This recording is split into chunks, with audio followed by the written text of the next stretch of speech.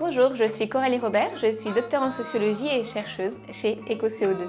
Aujourd'hui, je vais vous parler des 6 étapes du changement de comportement. La première étape, c'est la précontemplation. On ne se rend pas compte de qu'est-ce qu'on pourrait changer. Là, l'intérêt, c'est vraiment de capter l'attention et de sensibiliser. On pense notamment à tout ce qui sont autour des fresques, autour des petits jeux de sensibilisation pour avoir en tête un petit peu les ordres de grandeur et ce qui se passe. La seconde étape, la contemplation, on est dans l'ambivalence. On commence à se rendre compte qu'il y aurait des choses à faire, mais on ne sait pas comment le faire. Par exemple, on se rend compte qu'il faudrait effectivement couper la consommation des équipements la nuit. Là, l'intérêt, c'est vraiment de mettre en avant la facilité d'action. La troisième étape, c'est vraiment la préparation à l'action. C'est oui, il faut que ça change. Là, on est dans la recherche concrète de solutions.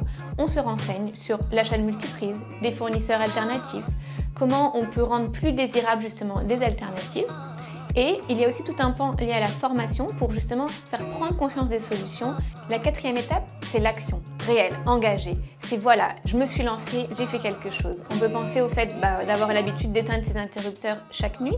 À l'étape de l'action, plusieurs solutions peuvent être mises en avant pour engager le changement.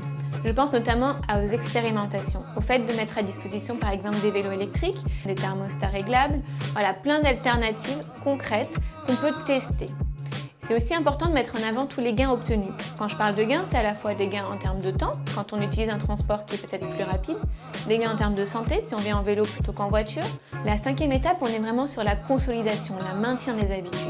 Et là, on va vraiment essayer de travailler pour faire des rappels réguliers, pour garder ces habitudes. Ça va permettre de pouvoir même consolider et notamment adopter de nouvelles pratiques, notamment parfois à la maison quand on adopte de nouvelles habitudes de travail ou inversement.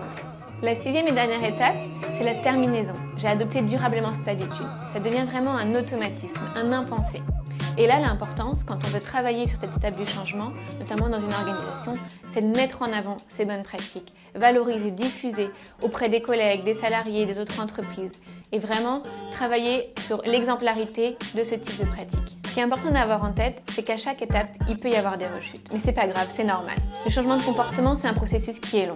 Les études montrent que c'est en moyenne 66 jours pour adopter une nouvelle habitude, une nouvelle pratique. Donc c'est vraiment penser tout ce process, ces marches à gravir, les étapes qu'il faut passer, et d'où l'importance d'être accompagné pour vraiment engager un changement qui soit effectif mais surtout durable dans le temps.